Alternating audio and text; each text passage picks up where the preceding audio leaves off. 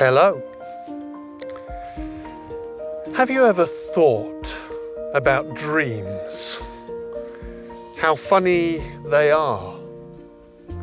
I wonder, have you ever been tempted to try and follow your dreams?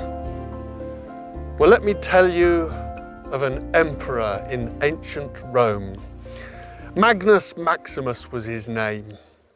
He'd spent an entire morning out hunting with his hounds, his horses and his servants. And after a long morning of hunting, well, he was tired. So his servants made him comfortable beside a cool, clear stream. And right by that stream, he slept. And whilst he slept, he dreamt. He dreamt that he followed that cool, clear stream all the way to the source. When he got there, he found a great mountain, so high it seemed to scratch the sky. In his dream, he climbed over that mountain to the other side, and on the other side, he found a wide open plain, where the grasses whispered in the wind. And upon that plain there was a river. And he followed that twisting, turning river all the way to the sea. When he reached the sea, he found a harbour. And in that harbour there was a ship. And from the ship to the shore, there was a bridge made from whale bones. Well, if you see a bridge, what are you going to do? He crossed that bridge, got on the ship, and the moment his feet hit the deck, the sails unfurled and it carried him out to sea. It carried him to a land, though, that he didn't recognize.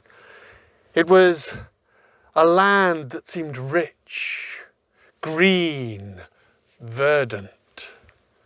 And by the light of the setting sun, he headed west until he found himself in a hilly, rocky, mountainous area. And from on top of one of those hills, he looked down and could see a castle. So he went to the castle, found himself in front of two great oaken doors, and he pushed them open and found himself in the most incredible feasting hall. But at the far end of the feasting hall, he could see two boys. They had auburn hair and they were playing a board game. The board was made of silver, the pieces of gold. To the right of them, there was an old man, a long grey beard, a bar of gold in his hand, and he was carving pieces from the gold for their game. But sat between them, between the two boys and the old man on a golden throne, was the most beautiful woman the emperor had ever seen. She wore a white silken dress, golden clasps down the front, jewels in her hair. And as the emperor approached, the lady stood from her throne, a smile in the corner of her mouth. And as he approached, her lips parted to speak. And the emperor heard, there was a clattering of shields, the dogs were barking, the emperor awoke.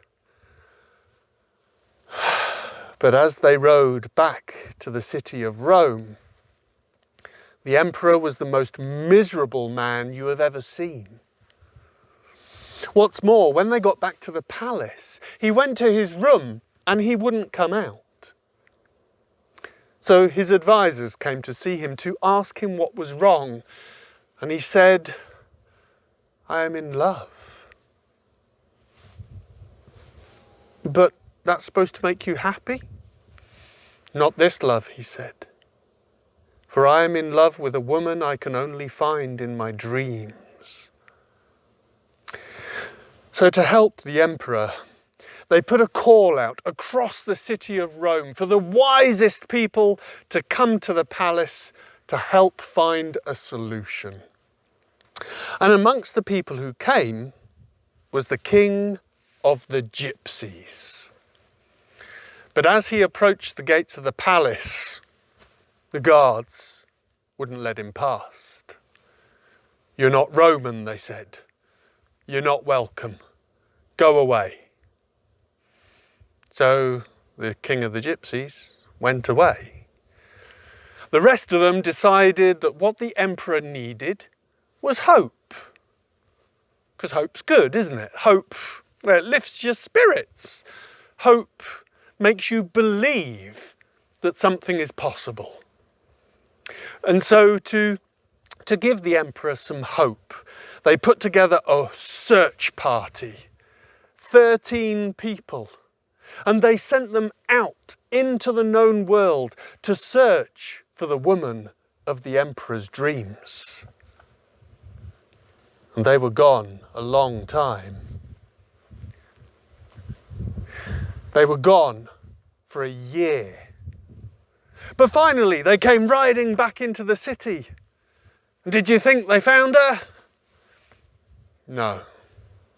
And the emperor began to lose hope. Once more, the king of the gypsies came to the palace, and once more, they blocked his path. But they didn't know what else to do, so they sent the search party out again. Sent them out to search for the woman for another year. They were gone. They came back. Had they found her? And now the emperor lost all hope. He stopped eating. He stopped talking. So now, when the king of the gypsies came knocking, well, the palace guards let him right through. They didn't know what to do. And the gypsy king stood in front of the emperor and said, "You should have spoken to me a long time ago. My people understand dreams. This is what you must do. You must go to the place where you dreamt your dream. Follow the path that you began to take.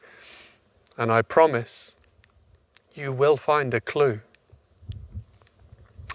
So that was what they did. The emperor, the search party, his advisors all headed out to where the emperor had slept that morning.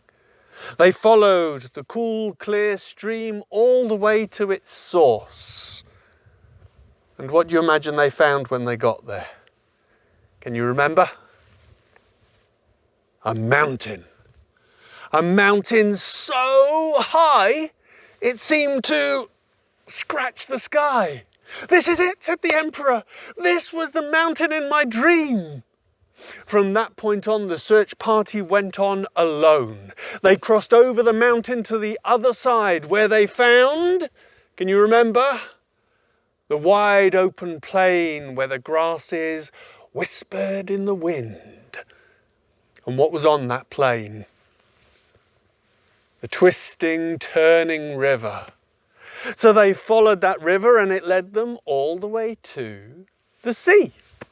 And when they got there, they found a harbour, and in that harbour there was a ship. And from the ship to the shore there was a bridge made of whalebone. They crossed the bridge, got on the ship carried them across the sea to the island of Britain. And there, by the light of the setting sun, they headed west until they came to the hills and mountains of this place, Wales. From on top of one of the hills, they looked down, they could see a castle. They went down to the castle, pushed open great oaken doors. There were two boys playing a game. A silver board, pieces of gold. There was an old man with a silvery grey beard, and he had a bar of gold carving pieces. And there, sat in between them, was the most beautiful woman they had ever seen. And they called out to her, "Hail, Empress of Rome!" Now, as you can imagine, she was a little bit in shock. She said, "Excuse me? Say again?" So they told her all about the Emperor of Rome and how he wanted them to bring her back to Rome. And she said, "I don't think so. If this man loves me as much as you say he does, let him come here." So the search party bid her farewell and they headed all the way back to Rome. They stood in front of their emperor and said, "We have found her. We know where she is. We know her name and we can take you there." So without a moment to lose, they headed from the city of Rome, following that little stream all the way to the mountain. They crossed over the mountain and on the other side they found the wide open plain where the grasses whispered in the wind. Upon that plain they found the river. Twisting and turning, they followed it all the way to the sea. And when they got there, what did they find? The harbour. In the harbour there was a ship. From the ship to the shore, a bridge of whalebone. They got on the ship carried them across the sea to Britain. By the light of the setting sun they headed west till they got to the hills and mountains of Wales. From on top of one of the hills they looked down, could see the castle, went to the castle, pushed open the great doors. There were the two boys playing the game. There was the old man carving gold. And there was the Lady Ellen, in her golden throne, in all her dazzling beauty. And so she stood as the emperor approached, a smile in the corner of her mouth, her lips parted to speak, and the emperor heard her voice, the sweetest of music. So you see, if you're lucky, dreams can come true. With time, with hope, with belief, and most of all, taking advice from the right people. Perhaps if you're lucky, one day your dream might come true. Goodbye.